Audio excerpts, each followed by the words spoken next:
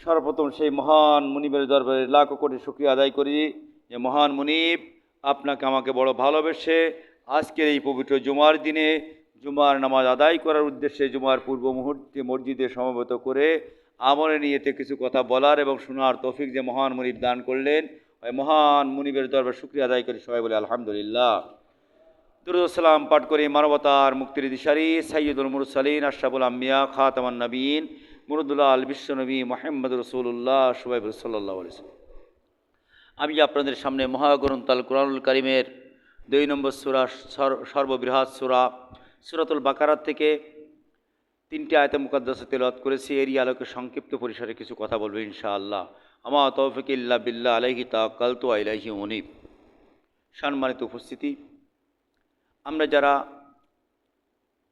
মসজিদে আসছি আল্লাহ রিজামন্দি হাসিল করার উদ্দেশ্যে, আল্লাহ প্রদত্ত বিধান নামাজ আদায় করার জন্য, এই নামাজ আদায়ের মধ্য দিয়ে আমরা আল্লাহ রাব্বুল আলামিনের সান্নিধ্য অর্জন করব এবং আল্লাহ পাকের যে প্রদত্ত বিধান জাহান্নাম থেকে পরিত্রাণ চাবো এবং পরিত্রাণ নিব এবং জান্নাতের আশা না আর কিছু আছে। আমরা জান্নাত চাই, জাহান্নাম থেকে মাপ চাই নামাজের মধ্য দিয়ে, নাকি নামাজের মধ্য দিয়ে। আমরা নামাজের ভিতরে বলি ইয়্যাকা না'বুদু ওয়া ইয়্যাকা নাস্তাঈন, ও আমার মুনিব আমি তোমার গুলামি করি, ইয়্যাকা না'বুদু তোমারই একমাত্র ইবাদত করি, তোমারই গুলামি করি, এর বিনিময়ে আমি ইয়্যাকা নাস্তাঈন আল্লাহ তোমার কাছে সরল সঠিক পথটা চাই। যে পথে চলে, যে পথ ছিল নবী আলাইহিস সালাতু ওয়াস সালামের পথ, যে পথ ছিল সাহাবায়ে কিরাম রিদওয়ানুল্লাহ তাআলা আলাইহিম আজমাইনগণের পথ, যে পথে চললে জান্নাত পাওয়া যায়, যে পথে চললে জাহান্নাম তালাবদ্ধ হয়ে যায়, আমরা ওই পথটা চাই, ঠিক কি না? আল্লাহ কবুল করেনি, সকলে বলেন আমিন। তো যে নামাজের মধ্য দিয়ে আল্লাহর নৈকট্য চাই, আল্লাহর সান্নিধ্য চাই, আল্লাহর জান্নাত চাই, ওই নামাজ পড়ার পরেও কারা জাহান্নামে যাবে, ওই নামাজ পড়ার পরেও কারা জাহান্নামে যাবে সেই বিষয়ে আলোচনা করব। আল্লাহ পাক বলছে ওয়ামিনান নাসি মান ইয়াকুলু আমান্না বিল্লাহি ওয়া বিল ইয়াউমিল আখির। আল্লাহ বলেন কিছু কিছু লোক কেমন আছে, ওয়ামিনান নাস মানুষের ভিতরে কিছু লোক আছে মাই ইয়াকুলু তারা বলে, প্রেজেন্ট ফিউচার বর্তমান ভবিষ্যৎ দুটো অর্থ দেয়। এখন বলতেছে আর কিয়ামত পর্যন্ত বলবে আমান্না বিল্লাহ আমরা আল্লাহর প্রতি ঈমান আনয়ন করেছি, ওয়া বিল ইয়াউমিল আখির আর আখিরাতের পরে দৃঢ় বিশ্বাস স্থাপন করি। বুঝছেন কথা? আল্লাহর পরে ঈমান আনয়ন করেছি আর আখিরাতকে দৃঢ় বিশ্বাস করি। আর আল্লাহ বলছেন ওমা হুম বিমুমিনিন, এরা আদৌ ঈমানদার না, এরা আদৌ ঈমানদার না। কি আফসোস, কি পরিতাপের বিষয়। বান্দা বলছে আমি ঈমান আনয়ন করেছি, বান্দা বলছে আমি আখিরাত বিশ্বাস করি, বান্দা বলছে আমি নামাজ পড়ি, আর আল্লাহ রাব্বুল আলামিন বলছে তুমি আদৌ ঈমানদার না। তাহলে কি জান্নাত হবে? তাহলে যে কাজ করলে আল্লাহ বলে যে তুমি ঈমানদার, যে কাজ করলে আল্লাহ বলে তুমি নেককার বান্দা, ওই কাজ করার দরকার আছে কিনা? ওই রকম ঈমান আনার দরকার আছে কিনা? আল্লাহ তৌফিক দান করে, সকলে বলেন আমিন। এই লোকগুলো পরিচয় সম্পর্কে বলছেন এরা কারাম ওমিনান নাসি মান ইয়াকুলু আমান্না বিল্লাহ, তারা যারা বলে মুখে বলে আমরা আল্লাহর পরে ঈমান আনয়ন করেছি, নামাজও পড়ে, টুকটাক রোজাও রাখে, হজও করে, যাকাতও দেয়। আল্লাহ বলছেন ওমা হুম বিমুমিনিন আদৌ ঈমানদার না। ওদের ঈমানের মৌখিক কথাটা হলো, ওরা মৌখিক কথাটা মৌখিক স্বীকৃতি হলো শুধু মুখে বলে আল্লাহকে বিশ্বাস করি, পক্ষান্তরে যে আল্লাহর আইনকে তারা মানে না, আল্লাহর আইন সমাজে প্রতিষ্ঠাও এটা তারা চায় না। যারা করতে চায় এদেরকে বিরোধিতা করে, এদের হাত ভাঙতে চায়, এদের পা ভাঙতে চায়, এদের বিরুদ্ধে মিথ্যা মামলা দেয়, এদের বিরুদ্ধে ষড়যন্ত্র করে, এদের বিরুদ্ধে মিথ্যা কুৎসা রচনা করে, এদের বিরুদ্ধে চার দোকানে অন্যায় অবিচারের মাধ্যমে মিথ্যা প্রচার করে। বুঝছেন? আল্লাহ বলছেন ওমা হুম বিমুমিনিন, এরা আদৌ ঈমানদার না। এরা কি আদৌ ঈমানদার না? এরা কুফরি, দুর্নীতি, অনাচার, অবিচার, দুঃশাসন এগুলোর অন্তর ভিতর গোপন রেখে বাহিরে ঈমানদার ঈমানদার ভাব দেখায়। বাইরে কি ঈমানদার ঈমানদার ভাব দেখায়। আর যারা সমাজে আল্লাহর জমিনে আল্লাহর দ্বীন কায়েম করতে চায় এদের বিরোধিতা করে। এদের কি করে? বিরোধিতা করে। আল্লাহ বলছেন ওমা হুম বিমুমিনিন, আদৌ ঈমানদার না। এদেরকে আরবি ভাষায় বলা হয় মুনাফিক। আরবি ভাষায় কি বলা হয়? মুনাফিক বলা হয়।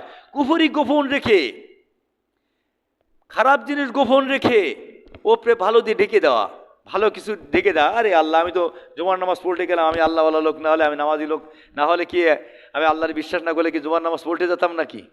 এরকম করাও। অন্তরে কুফরি গোপন রেখে বাইরে ঈমানদারের ভাব দেখায়, এদেরকে বলা হয় মুনাফিক। আর এই মুনাফিক হলো দুই প্রকার। কয় প্রকার? দুই প্রকার। মুনাফিক আকবার আর মুনাফিক আসগার। এই মুনাফিক আকবার যেটা আছে এই মুনাফিক আকবর যারা আছে, এই মুনাফিক আকবর, এই বড় মুনাফিকের দ্বারা ইমান থেকে খারিজ হয়ে যায়, ইমান থেকে খারিজ হয়ে যায়, এ আর ইমানদার থাকে না। আর মুনাফিক আসগার দ্বারা ব্যক্তিগতভাবে ক্ষতিগ্রস্ত হয়, গুনাহগার হয়। আমি এই দুটোর পরে কথা বলবো আজকে ইনশাআল্লাহ। মুনাফিকের পরিণতি সম্পর্কে আমরা যে বিষয় সম্পর্কে বললাম, যে এইরকম মুনাফিকি যদি আমরা করি, নির্বাচনের স্বার্থে আমি নির্বাচন করব বা আর একজন প্রার্থী নির্বাচন করবে, তা সেই প্রার্থী যে কাজ করিনি আমি সেইটি চার দোকানে গল্প করে বেড়ালাম, বা আমি তার বিরুদ্ধে কুৎসা রচনা করে বেড়ালাম, আমি তার বিরুদ্ধে অপবাদ দিয়ে বেড়ালাম, এই কাজগুলো যদি করি তাহলে আমার অবস্থা কি হবে? আল্লাহ পাক বলছেন এই মুনাফিকের পরিণতি সম্পর্কে। আল্লাহ পাক সূরা নিসার 145 নম্বর আয়াতে ভিতরে বলছেন, ইন্নাল মুনাফিকিনা ফিদ দারকিল আসফালি মিনান নার ওয়ালান তাজিদা লাহুম নাসীরা। আল্লাহ বলছেন নিশ্চয় মুনাফিকরা থাকবে দোজখের সর্বনিম্ন স্তরে, সর্বনিম্ন স্তরে মুনাফিক থাকবে। মুনাফিক দিয়ে জাহান্নাম উদ্বোধন করা হবে। আমার কথা? কার কথা? আল্লাহর কথা। আল্লাহ পাক এরপরে বলছে সূরা আহজাবের 68 নম্বর আয়াতে বলছেন, ওয়াদাল্লাহুল মুনাফিকিনা ওয়াল মুনাফিকাতি ওয়াল কুফারা নারা জাহান্নামা খালিদিনা ফিহা হাসবুহুম ওয়া লা'নাহুমুল্লাহু ওয়া লাহুম আযাবুম মুকিন। আল্লাহ বলছেন জাহান্নামের ওয়াদা করেছেন মুনাফিক পুরুষ, নারী এবং কাফেরদের জন্য। আগে কাদের কথা? মুনাফিক পুরুষ, নারী, এদের জন্য আল্লাহ ওয়াদা করেছে। ওয়াদাল্লাহুল মুনাফিকিন ওয়াল মুনাফিকাত, মুনাফিক নারী আর পুরুষ, এদের জন্য আমি আল্লাহ জাহান্নামের ওয়াদা করতেছি। তা আল্লাহর ওয়াদা কি মিথ্যা হয়? আল্লাহর ওয়াদা মিথ্যা হয়? আজকের আলোচনার মধ্য দিয়ে যদি এইরকম কোনো আকীদা আমাদের ভিতরে থাকে, এই আকীদাগুলো সংশোধন করে নিতে হবে। যদি সংশোধন করে নিই তবেই আমার নামাজ, আমার রোজা, আমার সৎকর্ম, আমার দান সৎকা এগুলো কাজে লাগবে, অন্যথায় কিন্তু লাগবে না। শুধুমাত্র একবার তওবা। কয়বার তওবা? একবার তওবা। একবার আমরা দুনিয়ার জিন্দেগি যদি কোনো মানুষের কাছে অন্যায় করে ফেলি, অনেক অন্যায়, লোকটা আমার পরে খুবই আক্রোশ, আমি লোকটার কাছে যেয়ে বলি যে ভাই আমি যে কাজ করে ফেলেছি, A to Z যত কাজ করেছে সব আমি ভুল করেছি, ধরে নেন, আমি আপনার কাছে ক্ষমা চাচ্ছি। এখন কি আরও উত্তেজিত হয়? আর যদি উত্তেজিত হয় তাহলে বলতে হবে মেন্টাল, ওর ব্রেনটার সমস্যা। কি ওর ব্রেনটার সমস্যা? মাপ চাওয়ার পরেও যদি উত্তেজিত হয় বুঝতে পার ব্রেনটার সমস্যা। এই জন্য আল্লাহ বলছেন দুনিয়ার জিন্দেগিতে যদি তুমি মাপ চাওয়ার পরে ও বান্দা যেমন গরম হয় না, আর আমি আল্লাহ রব্বুল আলামিন রহমান রহিম, আমার কাছে মাপ চাইলে আমি আল্লাহ দয়ার সাগর, আমি তোমার গুনাহ খাতা মাফ করে দিই। শুধু মাফ করে দেয় না, তোমার জিন্দেগির গুনাহগুলোকে আমি আল্লাহ নেকি দ্বারা বদলাই দিই। সুবহানাল্লাহি বিহামদি। আমার আল্লাহ এমন আল্লাহ, চাইতে দিতে দেরি নেই, দিতে দেরি করে না, দিয়ে দেয় সাথে সাথে। আল্লাহ রাব্বুল আলামিন বলেন ইন্নাল্লাহা জামিউল মুনাফিকিনা ওয়াল কাফিরিনা ফি জাহান্নামা জামিয়া। সূরা নিসার 140 নম্বর আয়াত আল্লাহ বলেন আমি মুনাফিক আর কাফিরদেরকে জাহান্নামের ভিতরে একত্রিত করব। কোথায়? জাহান্নামের ভিতরে একত্রিত করব। আল্লাহ রাব্বুল আলামিন এরপরে বলেন ইয়াজিবুল্লাহুল মুনাফিকিনা ওয়াল মুনাফিকাত ওয়াল মুশরিকিনা ওয়াল মুশরিকাত। আল্লাহ এখানে বলছেন আমি আল্লাহ রাব্বুল আলামিন আযাব রেডি করে রেখেছি মুনাফিক নারী, মুনাফিক পুরুষ আর মুশরিকদের জন্য, মুশরিক নারী পুরুষ এদের জন্য আমি আল্লাহ আযাব রেডি করে রেখেছি। আমরা তো আযাব থেকে মুক্তির জন্য মসজিদে আসছি নাকি? জাহান্নামে যাওয়ার জন্য কি কেউ নামাজ পড়তে আসে নাকি? জাহান্নাম থেকে পরিত্রাণ নেওয়ার জন্যই মানুষ নামাজ পড়তে আসে, জাহান্নাম থেকে পরিত্রাণ নেওয়ার জন্যই মানুষ দান করে, জাহান্নাম থেকে পরিত্রাণ নেওয়ার জন্যই মানুষ ভালো কাজ করে, ঠিক কি না? এই জন্য আপনাকে আমাকে ফিরে আসতে হবে। আল্লাহ রাব্বুল আলামিন এরপরে বলছেন ইয়া আইয়ুহান নাবিয়্যু জাহিদুল কুফফার ওয়াল মুনাফিকিনা ওয়াগলুজ আলাইহিম ওয়া মা হুম জাহান্নাম বিসাল মাসির। আল্লাহ পাক সূরা আহজাবের 73 নম্বর আয়াতের ভিতরে বলছেন আপনি কাফির ও মুনাফিকদের সাথে পূর্ণ শক্তি দিয়ে মোকাবেলা করুন, যুদ্ধ করুন এদের সঙ্গে। কে বলছেন? আল্লাহ নবীকে বলছেন এদের বিরুদ্ধে যুদ্ধ করুন, যুদ্ধ করে আপনার জন্য ফরজাইন কাফির মুনাফিকদের বিরুদ্ধে। মুনাফিক তো আমাদের সমাজে নেই, আছে? আমাদের সমাজে নেই নাকি? আমাদের সমাজে আছে দু একজন, পাওয়া যায় কি না? পাওয়া যায়।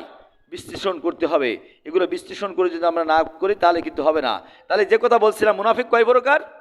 দুই প্রকার, মুনাফিক আকবার আর মুনাফিকে আসগার। মুনাফিক আকবার হলো বড় মুনাফিক। এই মুনাফিকের নেতা ছিল আব্দুল্লাহ ইবনে উবাই ইবনে সালুল। কি বললাম? মুনাফিক নেতা ছিল কে? আব্দুল্লাহ ইবনে উবাই ইবনে সালুল। ইনি নামাজ পড়তেন, রোজা রাখতেন, তাহাজ্জুদে নামাজও পড়তেন, ইনি হজ করেছেন, বহুবার যাকাত দিয়েছেন।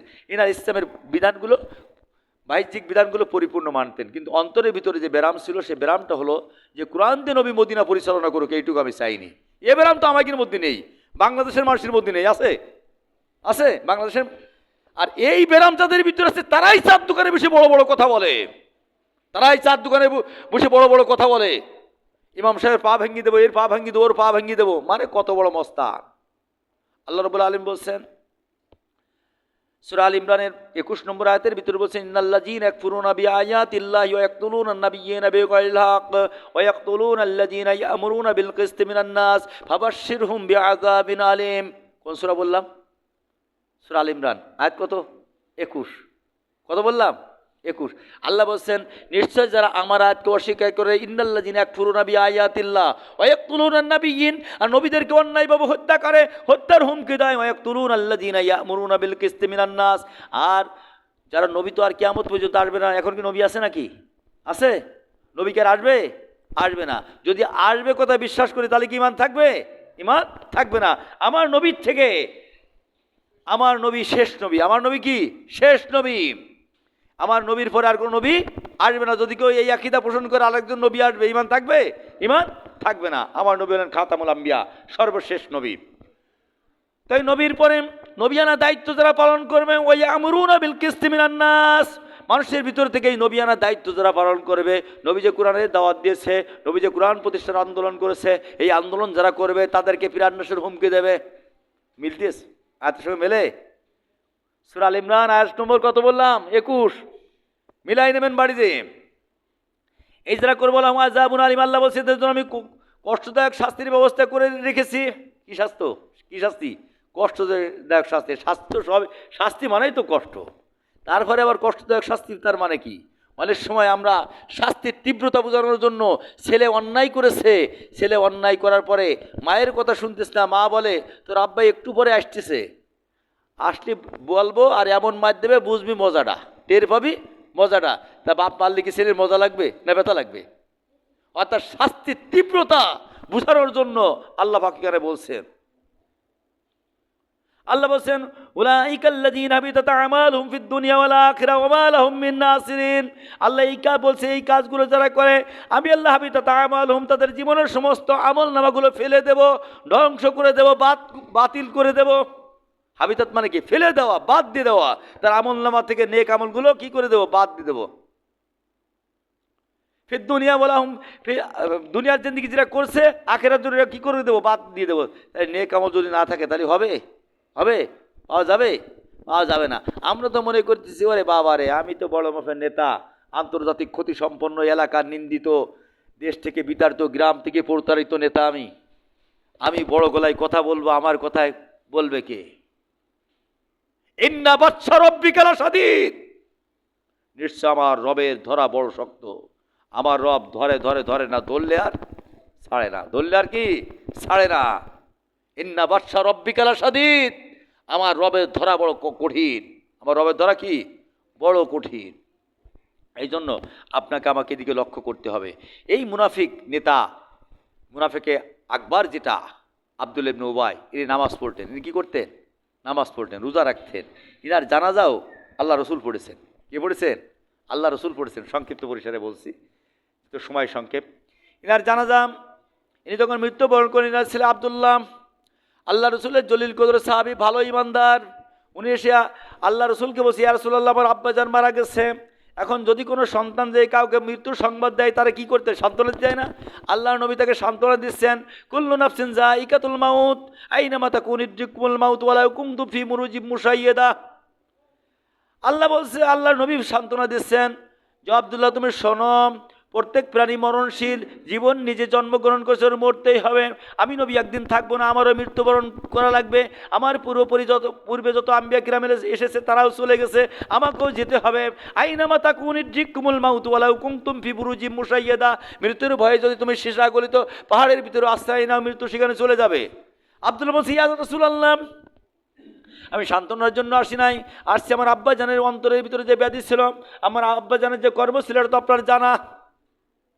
তো আপনি যদি আমার আব্বাজানের জানাজা পড়াতেন তাহলে মনে হয় আল্লাহ রাব্বুল আলামিন আপনার দুয়ার খাতিরে মাফ করে দিত। কি দুয়ার খাতিরে মাফ করে দিত। আল্লাহ রসুল বললেন, যাও জানাজা রেডি করো, জানাজার কার্যক্রম রেডি করো, তাকে কাফন পরো, কাফন পরে রেডি করো, আমি আসতেছি।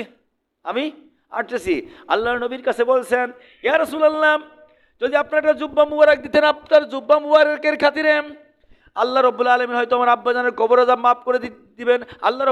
আল্লাহর নবী তার একটা পুরাতন জুব্বা মুবারকও দিয়ে দিলেন। আব্দুল্লাহ ইবনে উবার কাফন হয়েছে আল্লাহ রসুলের জামা দ্বারা। পৃথিবীর বুকে দুইজন লোকের কাফন হয়েছে, কাফনের কাপড়ের পরে রসুলের জামা পরানো হয়েছে। একজন হলেন খাদিজাতুল কুবরা রাদিয়াল্লাহু তাআলা আনহা, আর একজন হলেন আব্দুল্লাহ ইবনে উবাই। আব্দুল্লাহ উবাই কি মাফ পাইছে? যখন উনি জানাজায় যাচ্ছেন, কিছুক্ষণ পরে জানাজার নামাজের জন্য আল্লাহ রসুল উঠে দাঁড়ালেন। এরকম সাহাবায়ে কিরাম পরিবেষ্টিত। আর তোমার ইবনুল খাত্তাব রাদিয়াল্লাহু তাআলা আনহু উঠে দাঁড়ায় বলছেন, ইয়া রাসূলুল্লাহ আতুসাল্লি আলা ইবনে উবাই ওয়াকাদ ক্বালা কাযা কাযা কাযা। ফাতাবাসসামা রাসূলুল্লাহ সাল্লাল্লাহু আলাইহি ওয়াসাল্লাম আখিরান ইয়া উমর। আল্লাহ রসুলের সামনে উমর দাঁড়িয়ে বলছে, ইয়া রাসূলুল্লাহ আপনি ওই আব্দুল ইবনে উবাইর জানাজা পড়তে যাবেন, ওই এই কাজ করেছেন। কাজা কাজা মানে কি? এই কাজ করেছেন। ওর ভিতরে সব বর্ণনা করেছে, বুখারী হাদিস বলছি যে এই কাজ করেছে, আপনি জানাজা পড়তে যাবেন। আল্লাহ নবী বলেন ওয়াকালা, আল্লাহ রসুল বলছেন আখিরান ইয়া উমর, ওমর আমাকে অবকাশ দাও, আমার কাছে তো পড়া যাবে না, এমন কোনো আয়াত কোনো নাজিল হয়নি, এমন কোনো আয়াত নাজিল হয়নি। এরপরে আল্লাহ নবী জানাজায় চলে যাচ্ছেন, এবার পিছন থেকে উমর ইবনুল খাত্তাব জামা টেনে ধরেছেন, জামা টেনে ধরে বলছেন তুসাল্লি আলাইহি ওয়া হুয়া মুনাফিকুন ওয়াকাদ নাহাকাল্লাহু আন তাস্তাগফির লাহুম ক্বালা ইন্নামা খায়্যারানিল্লাহু ক্বালা ইস্তাগফির লাহুম আও লা তাস্তাগফির লাহুম ইন তাস্তাগফির লাহুম ৭০ মাররাতান ফালা ইয়াগফির লাহুম ফাকালা রাসূলুল্লাহ সাল্লাল্লাহু আলাইহি ওয়াসাল্লাম সাজিদু আলা ৭০। আল্লাহ নবী জামা টেনে ধরে উমর ইবনুল খাত্তাব রাদিয়াল্লাহু বলছে, ইয়া রাসূলুল্লাহ আপনি যে আব্দুল্লাহ ইবনে উবাইর জানাজা পড়তে যাচ্ছেন, ওর জন্য দোয়া করতে আল্লাহ নিষেধ করেছেন। বলছে কোথায় নিষেধ করেছেন? আমার কাছে তো ওহী আসেনি। উমর ইবনুল খাত্তাব রাদিয়াল্লাহু বলছেন আন তাস্তাগফির লাহুম, ওর জন্য আপনি দোয়া করবেন না। ক্বালা ইন্নামা খায়্যারানিল্লাহু ফাকালা ইস্তাগফির লাহুম, ওর জন্য যদি একবার না দুইবার না যদি ৭০ বারও দোয়া করো দোয়া কবুল হবে না। বলছেন কে? উমর। আল্লাহ নবী বলেন ফাকলার ফাইলুল, আল্লাহ নবী বলছেন আজিদুম, আমি ইচ্ছা পোষণ করছি আলা ৭০ বারের অধিক দোয়া করব, ৭০ বারের অধিক দোয়া করব।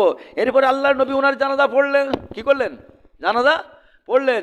জানাজা পড়ে যখন আসছেন, জানাজা পড়ে আসার সময় আল্লাহ রাব্বুল আলামিন আয়াত নাযিল করে দেন, ওয়ালা তুসাল্লি আলা আহাদিম মিনহুম মাতা আবাদা ওয়ালা তাকুম আলা কাবরিহি ইন্নাহুম কাফারু বিল্লাহি ওয়া রাসূলিহি ওয়া মাতু ওয়া হুম ফাসিকুন। সূরা তাওবা ৮৪ নম্বর আয়াত নাযিল করেন। ও নবী, আজকের তো আপনি জানাজা পড়েছেন, আপনি নবী এক সময় থাকবেন না, কুরআন আর নতুন করে নাযিল হবে না, তবে পৃথিবীর অদূর ভবিষ্যতের পূর্ববর্তী প্রজন্মের জন্য আমি আল্লাহ আয়াত নাযিল করে দিলাম, ওয়ালা তুসাল্লি আলা আহাদিম মিনহুম মাতা। এই সমস্ত এই জাতীয় লোক মৃত্যুবরণ করলে জানাজা দূরের কথা, এদের কবরের পাশেও আপনি দাঁড়াবেন না। কি কবরের পাশেও দাঁড়াবেন না? ওয়ালা তুসাল্লি আলা আহাদিম মিনহুম মাতা, এদের জানাজা পড়বেন না। ওয়ালা তাকুম আলা কাবরিহি, এদের কবরের পাশেও দাঁড়াবেন না, এদের কবরের পাশেও দাঁড়াবেন না। তাহলে কবর জিয়ারত করতে আল্লাহ নিষেধ করলো। ইন্নাহুম কাফারুম বিল্লাহি ওয়া রাসূলিহি, এরা মুখে ইমানদার বললেও অন্তরের ভিতরে তাদের ইমান ছিল না, অন্তরের ভিতরে ইসলামকে অস্বীকার করেছে। আপনি রসুল আপনার আদর্শকে অস্বীকার করে লেলিন কালমাস মাউসুদুন সহ বিভিন্ন লোকের আদর্শ তারা পালন করেছে। আল্লাহর আইনের সাথে বিভিন্ন লোকের আইনকে তারা সমন্বয় করে নিয়ে চলেছে, বিভিন্ন আইনকে সমন্বয় করে চলেছে। আমি একটা দল করি, মনে করেন ওই দলের আদর্শের সঙ্গে আরো বহু দলের আদর্শ মানি, তাহলে কি আমার দল করাইস? আমি ইমানদার মানে আল্লাহ প্রদত্ত রসুল প্রদর্শিত বিধানের কাছে আমাকে মাথা নত করতে হবে। কার কাছে মাথা নত করতে হবে? আমি যে দলের সাপোর্টার, ওই দল করতে হলে আমাকে দলের আদর্শে মানতে হবে, যদি সেটা কোরআন সুন্নাহ ভিত্তিক হয়, কোরআন সুন্নাহ ভিত্তিক ন্যায় সঙ্গত হয়। বুঝছেন কথা? আমার ব্যক্তির স্বার্থ হাসিলের জন্য ওইডোর করা যাবে না, বলা যাবে না। যদি বলি ইমান ফাঁকা, ইমান ফাঁকা। যদি বলেন ইমান ফাঁকার কথা কেন বলছেন? আল্লাহ রাব্বুল আলামিন বলছেন, আমি বলি নাই। আল্লাহ পাক বলছেন, ওয়াইন কুনতুম তুহিব্বুনাল্লাহ ফাত্তাবিউনি ইউহিব্বুকুমুল্লাহ ওয়া ইয়াগফির লাকুম যুনুবাকুম আল্লাহু গফুরুর রহিম কুল আতিউল্লাহ ওয়া রাসূলাহু ফাইন তাওয়াল্লাউ ফাইন্নাল্লাহা লা ইউহিব্বুল কাফিরিন, ফাইন্নাল্লাহা লা ইউহিব্বুল কাফিরিন। আল্লাহ বলছেন, আমি আল্লাহ আমাকে ভালোবাসতে চাইলে রসুলের ইত্তেবা করো, যদি রসুলের ইত্তেবা করো তোমার জিন্দেগির গুনাহ খাতা আমি আল্লাহ মাফ করে দেবো। ওয়া ইয়াগফির লাকুম যুনুবাকুম, আমি আল্লাহ তোমাকে ভালোবাসবো, ইউহিব্বুকুমুল্লাহ ভালোবাসবা, তোমার গুনাহ রাশি মাফ করে দেবো। আর তোমরা আল্লাহ এবং তার রাসূলের ইতাআত করো। কুল আতিউল্লাহ রাসূল ফাইন তাওয়াল্লাহ, যদি কোনো একটা বিষয়তে মুখ ফিরাই নাও, ফাইন্নাল্লাহা লা ইউহিব্বুল কাফিরিন, নিশ্চয় আল্লাহ কাফিরদেরকে ভালোবাসে না। নিশ্চয় আল্লাহ কাদেরকে ভালোবাসে না? কাফিরদেরকে ভালোবাসে না। রসুলের আদর্শ থেকে, আল্লাহ প্রদত্ত বিধান থেকে মুখ ফিরাই নিলে আর ইমানদার থাকা যায় না। আর ইমানদার না থাকলে কি জান্নাত পাওয়া যাবে? আমরা চাই কি? জান্নাত। আল্লাহ কবুল করেন, সকলে বলেন আমিন। আমাদের গুনাহ খাতাগুলো আল্লাহ রাব্বুল আলামিন মাফ করে দিক। জান্নাতের জন্য আল্লাহ আমাদের প্রস্তুত করে নিক, জান্নাতের জন্য কবুল করে নিক। জাহান্নাম দরজা আমাদের সকলের জন্য চিরতরে বন্ধ করে দিক। সকলে বলেন আমিন। আমা তৌফিক ইল্লা বিল্লাহ। আসসালামু আলাইকুম ওয়া রাহমাতুল্লাহ।